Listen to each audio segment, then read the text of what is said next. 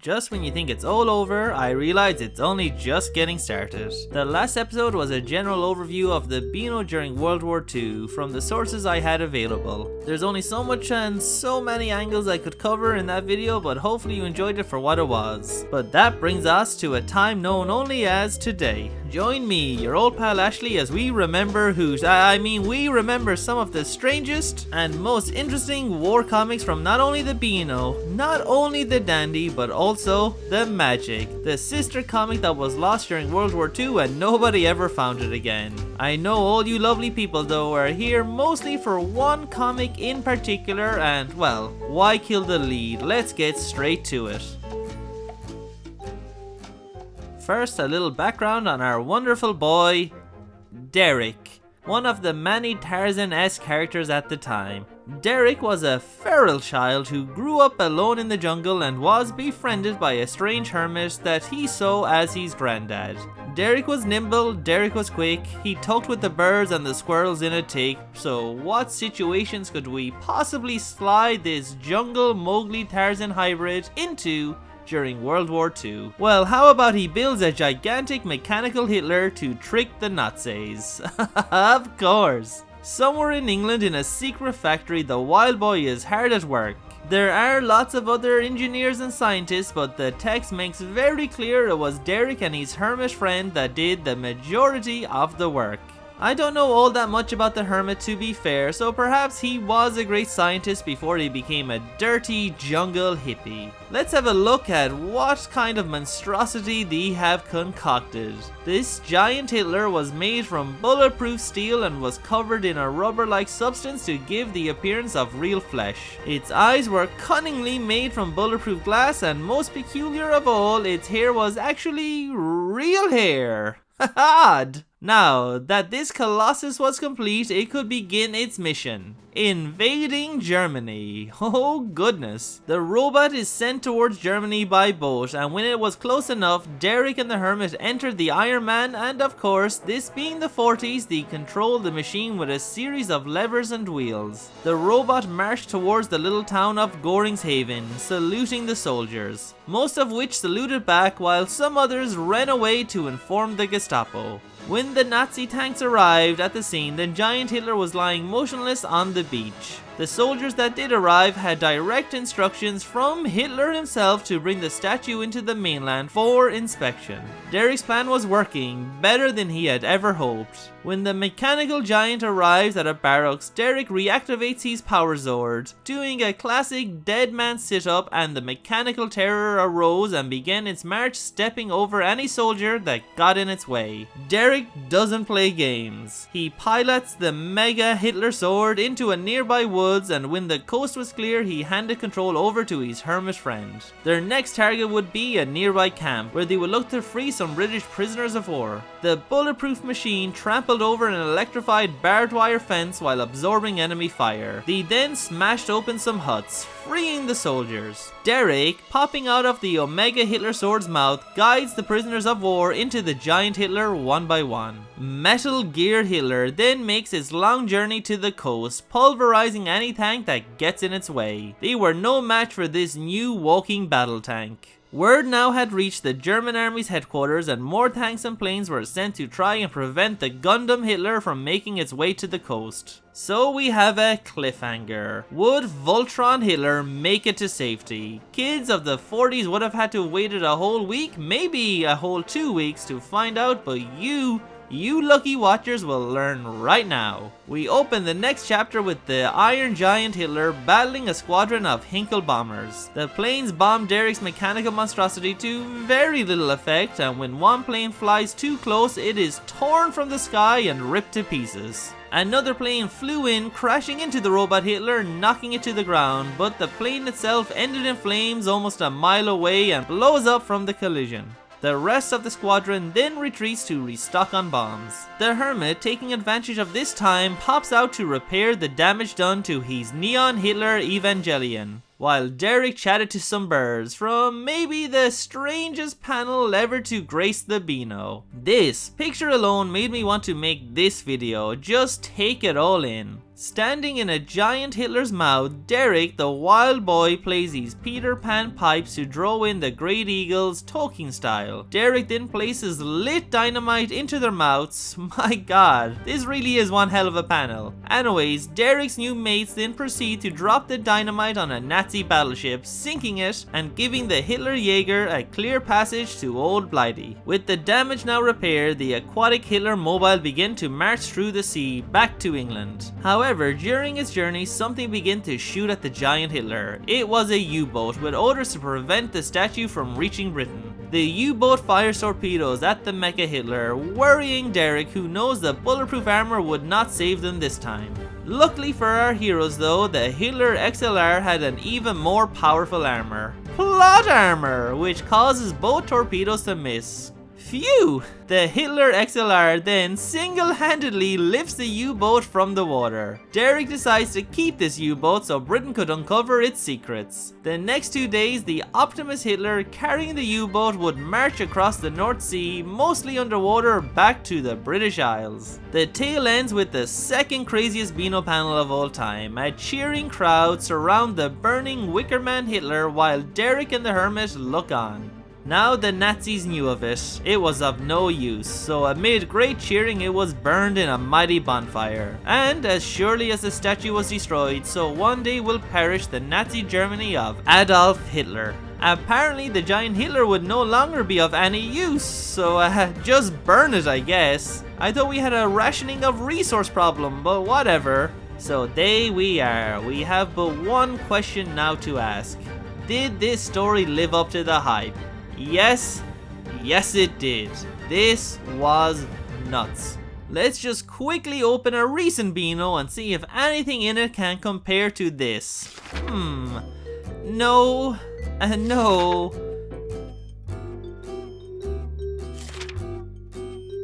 No. Definitely not.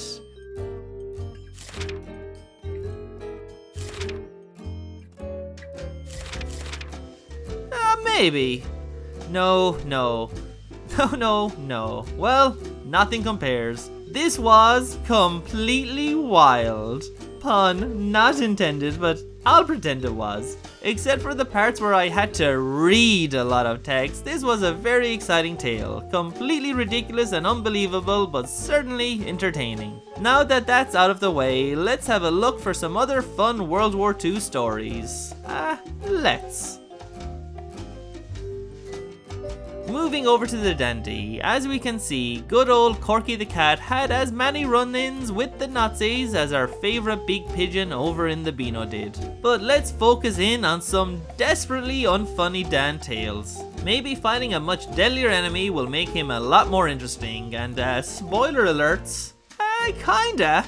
In the first tale, Dan comes in useful in upgrading the army's tech. His Aunt Aggie accidentally rubs her hair restorer on his chest when he has a cold, and in the morning his chest hair is outrageously out of control and very, very dangerous. He then goes on to use his new bristly chest hair for a variety of insane life hacks. First, to stop his hat blowing away, he uses one to nail his cowboy hat directly to his head. Then, he uses another to steal pie from an army barracks. Way to support the war, Dan, my goodness. The army then, annoyed by Dan, severely overreact at the theft of their pie and they decide to charge our man Dan, but his tough skin ruins all their bayonets, and gosh darn it, they can't fight a war without bayonets. They all come to a mutual arrangement. The army decide to fire giant bullets from their tanks to shave Dan's chest and then use the hairs as a newer, sharper and deadlier gun bayonets. What an odd man is our Dan, but he does come in useful I guess. Next we get a very Looney Tunes style comic of Desperate Dan. Some unsavory cowboy tells him some story about Hitler and Dan wants to find out if it's true or not. He buys a very long rope and of course ties some butter to the end of it, which as we all know the Nazis just cannot resist. He throws it all the way to Germany, where we get a very comical Addy and Hermie fighting over the butter and talking in that ridiculous German parody way.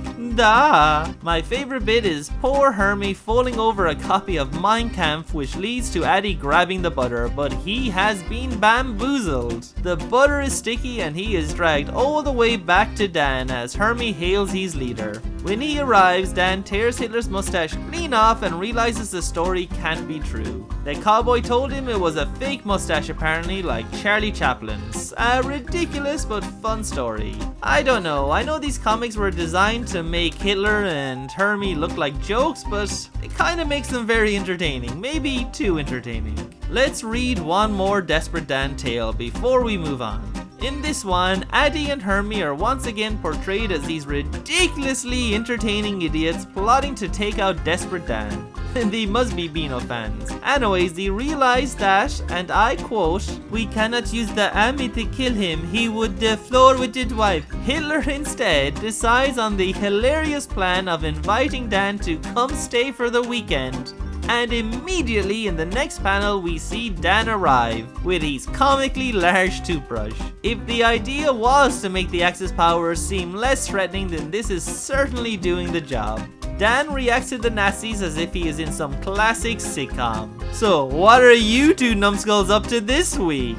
Well, they plan to show Dan a hell of a time, starting with a visit to the Navy followed by a great feast. The next panel we see Addy and Hermie all dressed up cooking the meal themselves with bottles in front of them labeled acid and poison. Oh my god. It's 3 panels in and this is already the funniest Desperate Dan comic I have ever read. Dan, being a real American prick, is not impressed by the Nazis' mighty naval force. Hopefully the feast later will cheer him up. Addy and Hermie then head back to Berlin in case their poison plan is discovered, as they don't want Dan to give them a bad baiting. Dan is disappointed not to be dining with his friends, but demolishes the meal all by himself. The only effect the poison has on Dan though is tickling his tongue and making him mighty thirsty, so he goes for a quick drink. This drink involves guzzling up the entire Baltic Sea dry and stranding Addy's navy. Not wanting to be selfish though, he spits the water back out the other side, flooding all of Berlin. The comic ends with Mr. Dan laughing at the news report, which sees Addy happy his book has finally come in handy, while Hermie is being sunk by all his secondhand medals. These Dan war comics have been a real eye-opener. I think I'm starting to like Desperate Dan. Wow, so big day. I'm finally covering the Magic. Kind of. The Magic comic was launched in 1939, just a few weeks before the war. It was even more colorful than the Dandy and the Beano and was aimed at a younger audience. Its mascot fit into that RD low look of being black and white, so it would pop on a color background. A classic template they all had. The Magic mascot was Coco the pup. Not quite as memorable as the pigeon or the big cat, but maybe he just didn't get the chance to become as iconic as his brothers. The Magic was ultimately a casualty of the paper time shortages. The Beano and the Dandy went down to 12 pages and they were released on alternative weeks, but there was no room for the Magic, which didn't survive this time of rationing. The Magic Comics editor, Bill Powrie, promised the comic would return, but unfortunately, he himself became a casualty of the war, dying in action. The Magic title itself would reappear again a good few years later in 1976. Once more, aimed at a much younger audience than the Beano or the Dandy, but this run did not last very long. Looking at these few wartime covers of Magic, what sticks out to me the most are the distinct lack of word balloons. There are the title names and some little rhymes and a word here and there, but otherwise none. In this one, we see Coco making a Hitler snowman, Sig Heiling. Coco is very happy about this for some reason and is letting the lads know about it just as the commanding officer discovers it. This officer rightly melts the idol of the enemy. Coco and the boys though aren't too happy about this and plot revenge by building a lot more snowmen to trick the sleeping commanding officer into falling in and standing to attention. with the rest of the snow people. That'll learn him not to melt our Hitler snowmen. The next Coco strip would be the last one released during the war, not counting the annuals. He gets fooled by a sailor and not happy, he plots revenge. Even Stevens would have loved these Coco the Pup comics. Using a carnival mask, Coco frightens the sailor who runs into the captain cowering and gets handcuffed and sent to the brig. Ha! Well, that was a perfectly reasonable punishment for his innocent prank on Coco. The Big Five Boys comics were also produced during the war and have a lot of interesting covers. This one from the skipper makes me laugh as we see a British spy hiding in a snowman beside a Nazi camp. Amazing the Nazis never thought of, kicking the snowman over at any stage. The skipper would also become a casualty of paper shortages, ceasing publication in 1941. Another ridiculous cover that I like is this one right here from the Rover. Even if Hitler tries this, we're ready. Haha, so yeah, don't you even try to drop parachuting lions and tigers on us, Eddie. We know exactly what to do for that very specific and strange situation. Other strips like Oor Wullie would stay a bit more detached from the war, but they did get involved. I like this bit where he tries to join the army but is rejected and then thinks about joining the Home Guard. There is also this nice image of Oor Wullie celebrating the end of the war. The other very Scottish comic, the Broons, it seems, approach the subject much more commonly, but I think I'll leave their war stories for another time after I've covered both of them in their own videos. Let's wrap this up with some classic Beano characters, and who is more classic than the strongman's daughter, Pansy Potter. Here she is being dropped over Germany to act as a spy. A quick note on the art, Pansy's look could be a little bit inconsistent at times, perhaps due to different artists drawing her, but I really like how she looks in this particular strip. Very appealing. Anyways, when she lands, it's conveniently beside a sign in English asking for U-boat volunteers. An SS officer tries to stop her, but she girl handles him and gets let on the sub. She then proceeds to sabotage the vessel by putting the torpedoes in backwards, so later when they fire, they inexplicably get shot backwards and blow a hole into the back of the sub. She then captures the captain and hands him over to the Allies, earning herself a medal. I tell ya, no one sunk more U-boats in World War II than our Pansy Potter. Sidebar, I talked about troops in the last video reading the Beano, but didn't have any pictures to back it up, so here you go. There it is, look at that. This photo, as well as the comics I've gone through, can be found in the Beano and the Dandy, the comics that won the war book. It's filled with a lot of great strips I didn't have time to include in the video, but if you would like to see me cover more stories from the war, or any other time period for that matter, let me know below, and remember to like and subscribe if you haven't done so yet, to help out old Ashley's channel. Well, back to the stories, and I think what we need next is our Lord and Savior, Marmaduke. Lord Snooty to proletarians like you and me. I need to give a shout out to one commentator who pointed out this particular comic of Snooty during the war. Maybe the first instance involving Hitler and time travel in fiction, but not used in the way most stories have done so in the future. The comic begins with Lord Snooty and his pals watching war reels of the Axis powers, boasting about how great they are and how they are better than Napoleon, Wellington, and Robert the Bruce. The professor tells Snooty not to worry, they will do something to stop their boasting after the film. Well, it turns out the professor has invented a time machine, so naturally they must be going back in time to stop the war. You know, get Addy when he's a baby or something. No, that's not what they're going to be doing. Instead, they're going to use their very useful time travel machine to go and collect Robert the Bruce of Scotland, after helping him win the battle, of course. Next, they then arrive at Waterloo to grab our friends Napoleon, gosh, and Wellington, geez. He stops their fighting by offering them lollipops, and it works. Lord Snooty then promises them more if they come back with him to the present, so he's grabbed the people they were making fun of at the beginning. On the time machine, the lads all get on great, sharing their lollipops before arriving back in the present, right where Muso, Addy and Hermie are bragging about being better than the lads, who don't take too kindly to this whatsoever. They promptly give the fascists a firm baiting, which turns their soldiers against them, who believed they were great warriors. We see the leaders run away as Marmaduke and pals celebrate. Hooray!